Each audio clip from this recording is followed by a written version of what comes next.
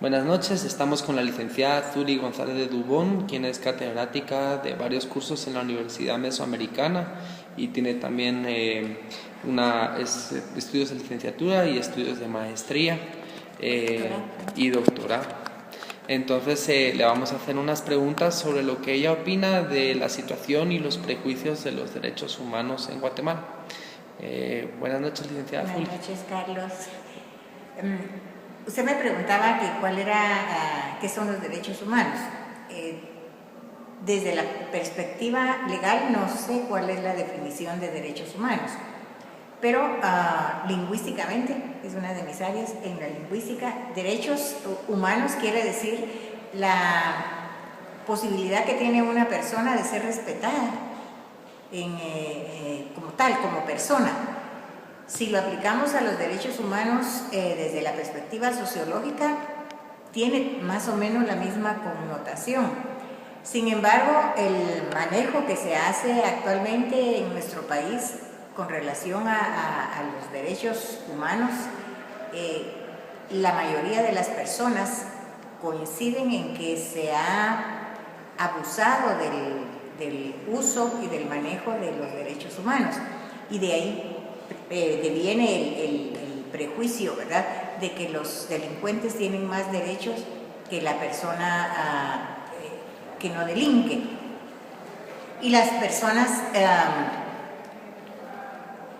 coinciden también en el hecho de que si el delincuente ha cometido actos en contra de la sociedad o en contra de algunas personas, él tiene que someterse al rigor de las leyes, como en cualquier país.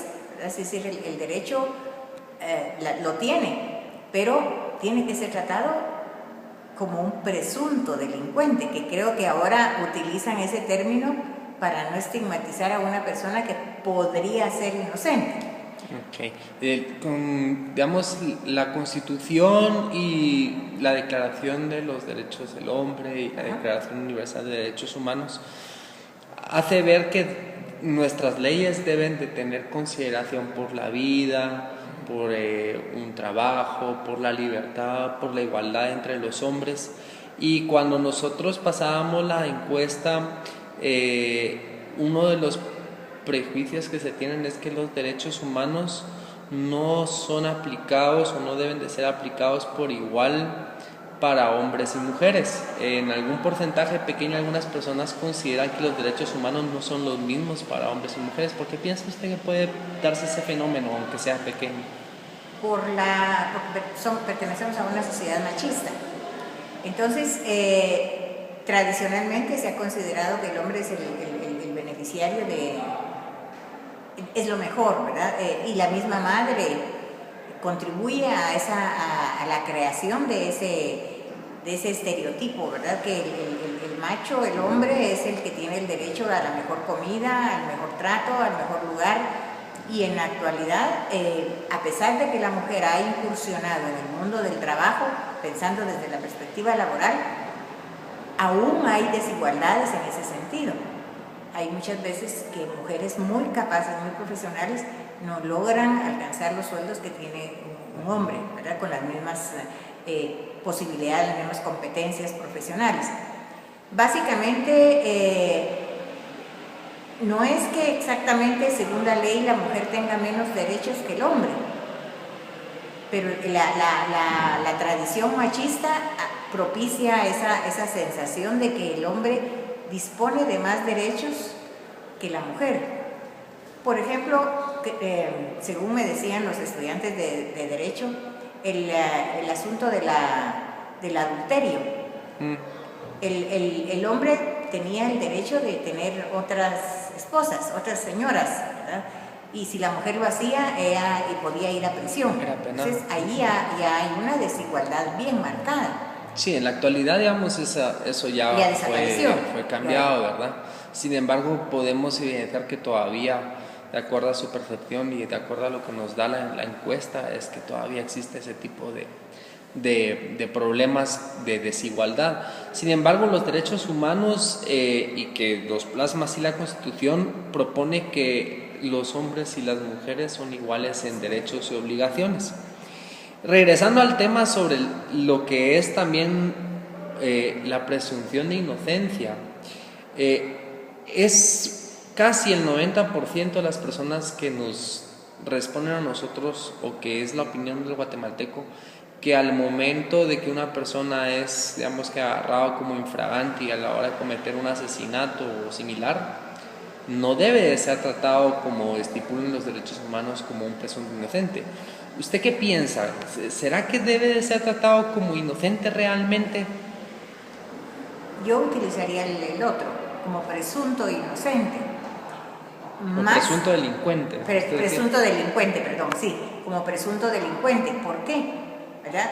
Si han habido testigos, ¿verdad?, de la falta cometida, prácticamente por lógica debería de ser tratado como delincuente, porque hay testigos, y usted me mencionaba una multitud. Exacto. Y delante de la multitud cometió el hecho, entonces debe ser tratado como delincuente, pero al abrigo de los derechos humanos no se le debe de tratar así.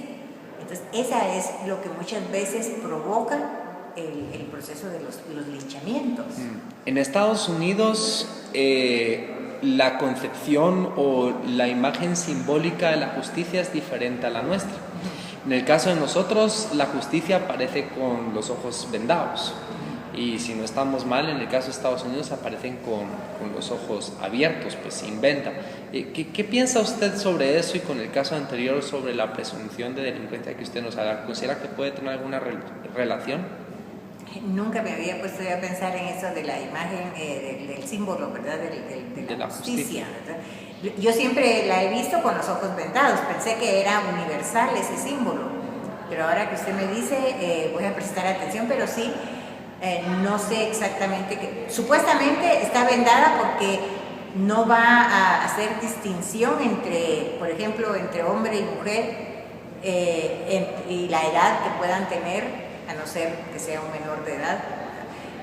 Esa es para mí la idea de la venda, que no va a hacer distinciones entre clases sociales, edades, o hecho, siempre va, si ha infringido la ley, la ha infringido, y no importa aspectos alrededor. ¿Considera que tal vez la presunción de inocencia que estipula los derechos humanos podría ser esa venda en los ojos? Según sé, para nosotros la imagen con los ojos vendados ha estado de siempre. Y lo de los derechos humanos se ha puesto en boga, no es muy antigua. No creo yo que tenga relación con eso. Más que todo es la idea de que la justicia debe ser pareja para todos. Esa es la percepción mía. Como usted dice, digamos, los derechos humanos se han puesto en boga. Existen dos concepciones para determinar los derechos humanos, en teoría. Está una concepción justnaturalista que considera que los derechos humanos son inherentes al hombre y previos a cualquier tipo de ley, y otra que es la justpositivista, que considera que los derechos humanos son las leyes las que los proponen, ¿verdad?, y las que hacen que tengan vida. ¿Usted por qué opinión se inclinaría más? Y si fuera por una o la otra, ¿en qué afectaría esa opinión que tiene usted para los prejuicios que pueden existir en Guatemala? ¿Puede repetirme las dos posiciones? Sí, la primera, la justnaturalista, que propone que los derechos son inherentes al hombre, son previos a la constitución de cualquier tipo de ley, y que el Estado solamente se encarga de reconocer esos derechos a través de la ley escrita. Y la segunda, que propone que no es que sea previo, sino que es una concepción del hombre, el hombre los escribe y el Estado les da cumplimiento. Yo me inclinaría, tal vez por mi formación me inclinaría por la primera, que el ser humano tiene derechos. Todas las personas, todo ser humano tiene el derecho a la vida, derecho a un trabajo digno, derecho a ser tratado como persona. Entonces eso viene de siempre, no es posterior, ¿verdad? No es una demanda posterior, sino que para mí es esa primera. Yo me inclino más por esa primera. Si decimos y caemos en que los derechos humanos son una colección de derechos, y dentro de ellos está el derecho a la vida, el derecho a la libertad, el derecho a la igualdad, el derecho a tener un trabajo digno, la presunción de inocencia, que también es un derecho humano y un derecho constitucional. ¿Considera usted que también es algo inherente al hombre? O sea, algo previo, algo, por así decirlo, que nos dio Dios y la naturaleza. No lo creo. Yo pienso que eso es posterior. Ok, ahora, en otra de las preguntas que nosotros hacíamos era, ¿considera usted si Guatemala debiera de dejar de un lado los derechos humanos y adoptar los principios de la Iglesia cristiano-evangélica? Y sorprendentemente tuvimos muchas respuestas en que sí, consideraban de que mejor era quitar los derechos humanos y adoptar los principios cristianos, digámoslo así. ¿Qué piensa usted sobre eso? Yo pienso que los derechos humanos no es que estén errados, sino es la aplicación que las personas le han dado a esa parte del derecho. Yo pienso que todas las personas tienen derechos.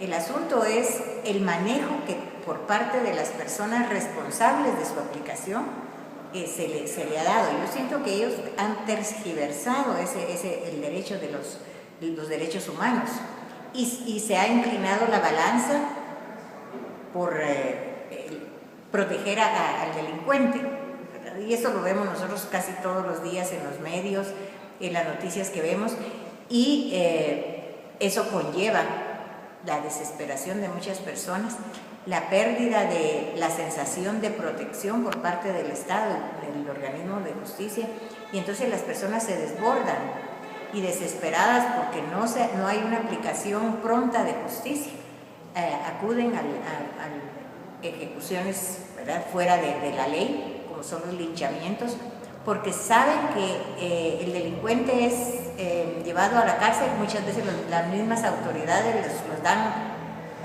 libres después, porque hay muchísimos ejemplos que salen a veces en la prensa. Entonces la gente ya no confía en las leyes del país, ya no confía en la aplicación justa de justicia, la aplicación justa de las leyes, porque muchos legisladores lamentablemente han tergiversado todo esto, ¿verdad? Entonces yo pienso que esa es una de las consecuencias más graves. Las personas ya no confían en la aplicación de justicia, no hay prontitud, no hay eficacia, no hay eficiencia, no hay claridad, no es transparente esa aplicación. Con frecuencia dice la gente, hay muchos ladrones que están en la calle y muchos inocentes que están en la cárcel porque no tuvieron suficiente dinero para pagar un buen abogado defensor. Sí. Y se pudren y mueren en la cárcel sin haber cometido el delito. Vivimos en una gran impunidad en Guatemala y una de las preguntas se refería a eso que usted mencionaba y usted lo dijo claramente. Preguntábamos, ¿considera usted que en algunos casos es legítimo que las personas apliquen justicia por su propia mano, aun cuando los derechos humanos lo prohíben, porque todos tenemos derecho a un juicio justo? Yo considero que no es que sea correcto lo que hacen estas personas. Desde la perspectiva social, sociológica, el individuo llega a un momento, lo que se llama, nosotros vivimos en una sociedad anómica. La anomia es la ausencia de leyes, la ausencia del respeto a las leyes. Nosotros nos pasamos el semáforo en rojo, nosotros vamos a veces en contra de la vía, no usamos las pasarelas, exigimos las pasarelas y no las usamos. Y luego cuando nos atropellan, el culpable es el conductor. Es decir, esos son algunos pocos ejemplos, ¿verdad? Evadimos las leyes fiscales.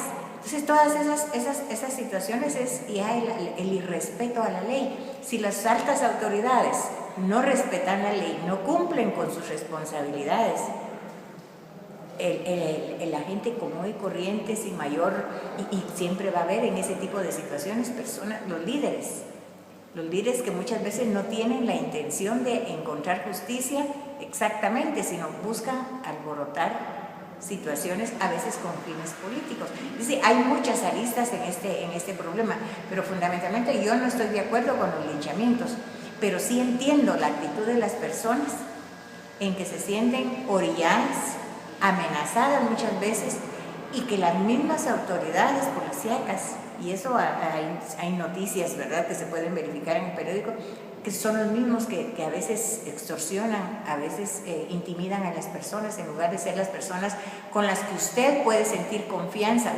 A mí me da miedo un policía, honestamente me da miedo un policía. No me inspira respeto, no me inspira confianza. Aunque les cambien el uniforme y los pongan muy guapos, de todas maneras la gente no confía en la fuerza policial. ¿Considera usted que el Estado de Guatemala es el principal infractor de los derechos humanos? Yo pienso que sí. Y la historia lo comprueba en muchas épocas, ¿verdad? Entonces, alguien me decía, ¿por qué nosotros necesitamos, por qué no podemos manejar la democracia? Le decía, porque toda la vida hemos estado bajo una bota. Entonces, no sabemos manejarla. Es como un joven al que usted, sin previa preparación moral, emocional, le entrega las llaves de un carro. Usted no lo ha enseñado a que respete las vías, usted no lo ha enseñado a conocer las calles, no lo ha acompañado. Simplemente le entrega el carro porque se lo merece o porque qué sé yo. Entonces, es el mismo caso de una sociedad que ha estado siempre bajo la tiranía y de repente se encuentra con la democracia, no la sabe manejar.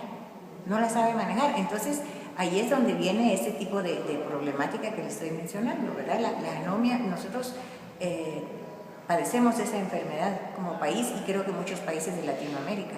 Para terminar, licenciada, nosotros proponíamos una serie de opciones, una opción múltiple para decidir o para considerar quién es la persona, institución o poder del Estado que debe estar encargado de la aplicación, protección y el reconocimiento de los derechos humanos en Guatemala. El presidente de la República, la primera; la segunda poníamos la CICIG; en la tercera poníamos la Corte de Constitucionalidad; en la cuarta poníamos el Procurador de los Derechos Humanos; y en la quinta poníamos el Estado. ¿Quién de estas personas, si solamente podemos decir una verdad, o en el caso suyo, por ser entrevista, podría usted extenderse, quién piensa usted que es la persona o las personas o institución o figura que debe de ser el encargado de proteger y hacer de una realidad de esos derechos humanos? El Estado falla.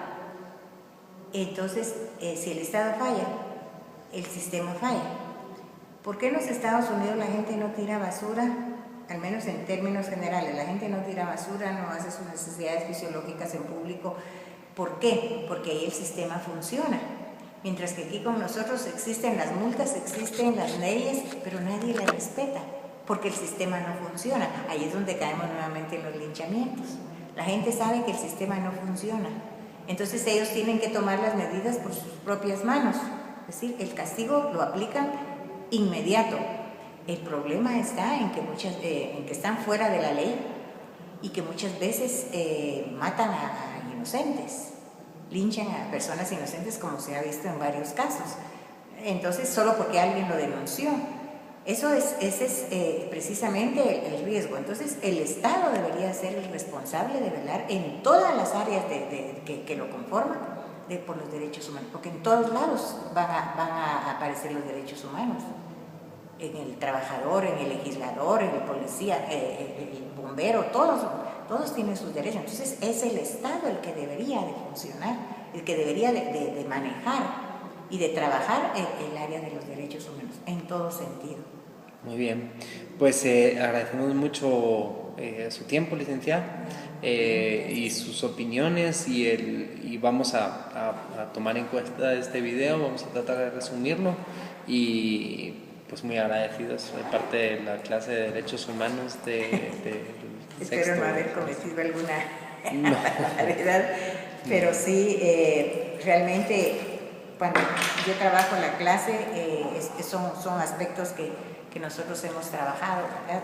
Tanto en sociología general como en sociología de Guatemala, y siempre está esa inquietud, ¿verdad? De que realmente quién tiene la culpa de los linchamientos, quién tiene